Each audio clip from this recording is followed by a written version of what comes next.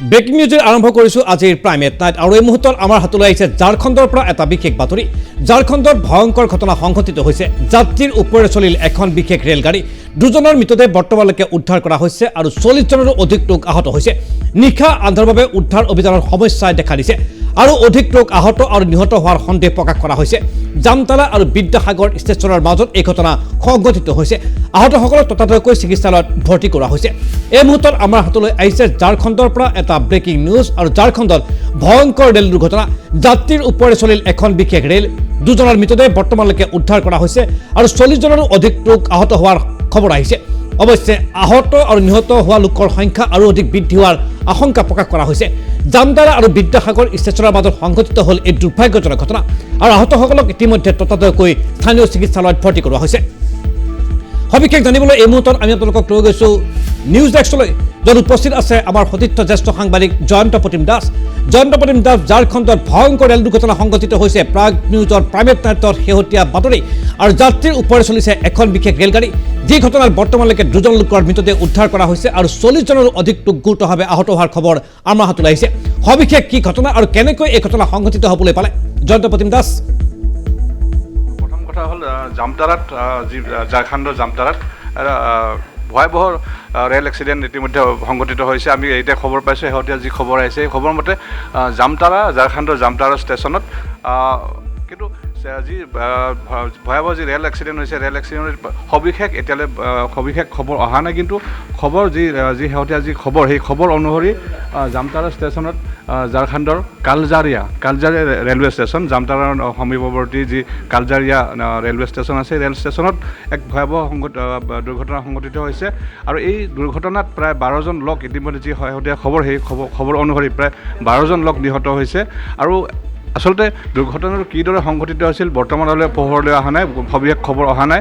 কিন্তু অনুমান অনুসৰি যিটো জামতাৰা ষ্টেচন আছিল, যি কালজাৰিয়া ষ্টেচন আছিলে, এই কালজাৰিয়া ষ্টেচনত কিছু লোক, দুখন ট্ৰেইন আছিলে, এই দুখন ট্ৰেইন অহাৰ পিছতে কিছু লোক এখন ট্ৰেইনৰ পৰা নামিছিলে আৰু নামাৰ পিছতে যি বহুত ভিৰ হৈছিলে, যিহেতু ভিৰ হৈছিলে গতিকে এই যাত্ৰীসকলে ৰেলৰ পৰা নামি পেলাই ৰেল লাইন ক্ৰছ কৰিব ধৰোঁতে হয়তো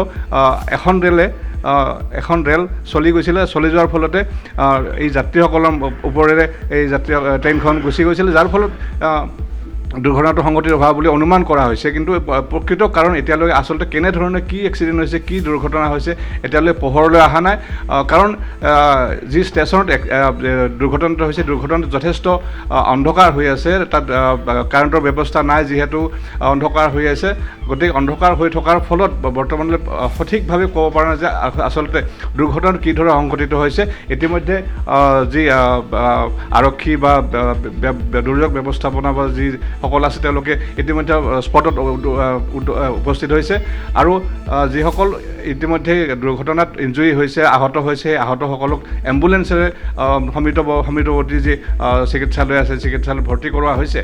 কিন্তু বৰ্তমানলৈকে আমি পূৰ্ণ কৈছোঁ, বৰ্তমানলৈ আচলতে দুৰ্ঘটনা কি হয়। জয়ন্ত প্ৰতিম দাস, ইতিমধ্যে আপুনি ঝাৰখণ্ডত ভয়ংকৰ ঘটনা সংঘটিত হৈছে আৰু সেই সম্পৰ্কত এতিয়ালৈকে আমাৰ হাতলৈ যিখিনি খবৰ আহিছে তাৰ আধাৰৰ ওপৰত ভিত্তি কৰি আপুনি কিছু খবৰ প্ৰাগ নিউজৰ দৰ্শকসকলক জনাইছে মুহূৰ্তত।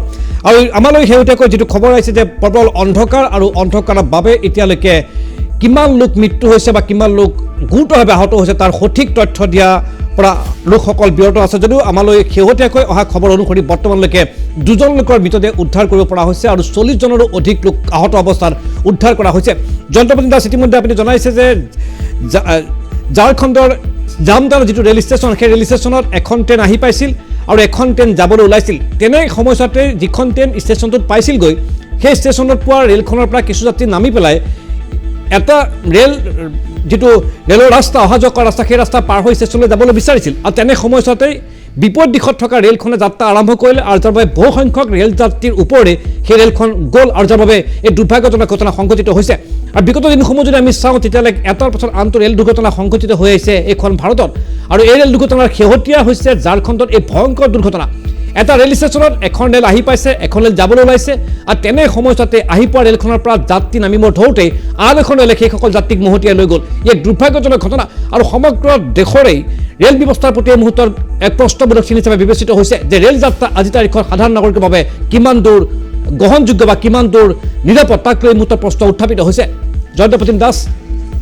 ক'ব লাগিব যে শোকাবহ দুৰ্ঘটনা আৰু শোকাবহ দুৰ্ঘটনাৰ এটা কথা ক'ব লাগিব যে সঘনাই আমি ভাৰতবৰ্ষত দেখিছোঁ, আমি সঘনাই এনেধৰণৰ দুৰ্ঘটনা হৈ আহিছে।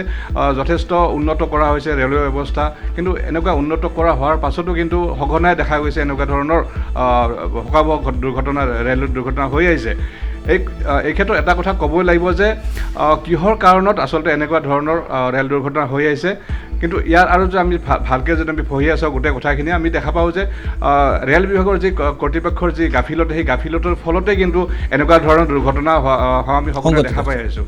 কাৰণ বিভিন্ন সময়ত আমি ৰেলৱে ক্ৰছিং আছে, ৰেলৱে ক্ৰছিঙৰ সময়ত ৰেলৱে ক্ৰছিং আছে, উন্মুক্ত কিছুমান ৰেলৱে ক্ৰছিং বৰ্তমানো আছে। বিভিন্ন অঞ্চল যি ভিতৰুৱা অঞ্চল আছে, ভিতৰুৱা অঞ্চলসমূহত উন্মুক্ত হৈ আছে ৰেলৱে ক্ৰছিংসমূহ। তাৰোপৰি যিসমূহ দায়িত্বত থাকে, যিসমূহ ছিগনেল বা বিভিন্ন ধৰণৰ ব্যৱস্থা ৰেলৱে ব্যৱস্থাৰ দায়িত্বত থাকে, সেইসকল লোক বহু পৰিমাণে কেতিয়াবা দেখা যায় কিন্তু গাফিলতি কৰা হয়, দায়িত্বত গাফিলতি কৰা হয়। এই গাফিলতি কৰাৰ ফলতে এই ধৰণৰ সংঘটিত হৈ আছে, দুৰ্ঘটনা সংঘটিত হৈ আছে। আৰু বিশেষকৈ ছিগনেলৰ কিছু বিসংগতি বা ছিগনেলৰ বিসংগতিক লৈ প্ৰশ্ন উত্থাপিত হৈছে আৰু স্বাভাৱিক কথা। আৰু ঝাৰখণ্ডৰ সংঘটিত হোৱা এই ভয়ংকৰ ৰেল দুৰ্ঘটনাই বহু প্ৰশ্নৰ অৱতাৰণা কৰিছে আৰু মৃত হোৱা লোকৰ সংখ্যা বা নিহত লোকৰ সংখ্যা আৰু অধিক বৃদ্ধি পোৱাৰ আশংকা ঘনীভূত হৈছে, যিহেতু বৰ্তমানলৈকে 40জন লোকক আহত অৱস্থাত অতিকৈ সংকটজনক অৱস্থাত উদ্ধাৰ কৰা হৈছে ৰেল ষ্টেচনটোৰ পৰা ভিতৰৰ পৰা। ধন্যবাদ জয়ন্ত প্ৰতিম দাস। পৰৱৰ্তী পৰ্যায়ত আমি আপোনালোকৰ ওচৰলৈ পুনৰ আহিম আৰু আজিৰ দিনটোৰ সবাতোকৈ গুৰুত্বপূৰ্ণ খবৰটোৰ আৰু আপডেট ল'ম আমি আপোনালোকৰ পৰা। ধন্যবাদ জয়ন্ত প্ৰতিম দাস।